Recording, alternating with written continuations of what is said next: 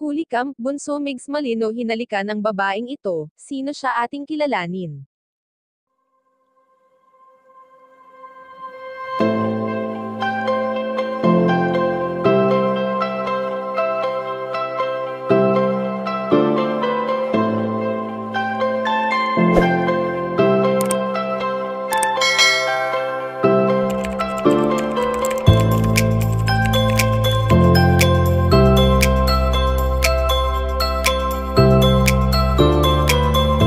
Madami ang natutuwa sa kung ano ang ginagawa ngayon ni Bunso Migs Malino, kaya naman marami rin ang nag-aabang sa mga vlog nito sa kanyang career, maging ang personal na buhay nito na siyang ibinabahagi niya sa mga taga-suporta.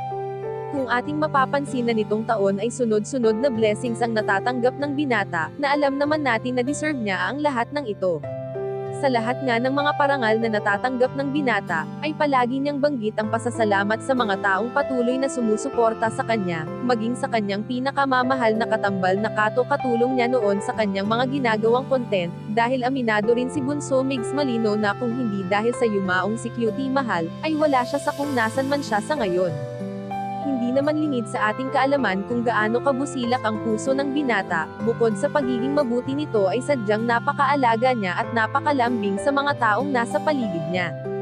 Sa ngayon ngang hindi niya nalalambing ang kanyang dating kapareha, na noon ay kinakikiligan ng karamihan, ay ngayon nga ay usap-usapan ng mahuli cam si Bunso Migs Malino na hinalikan ng babaeng ito, at ito ay walang iba kundi si Nanay Belen na palaging kinukulit ng binata. Napakasarap ng pagmasdan ang closeness nilang buong pamilya.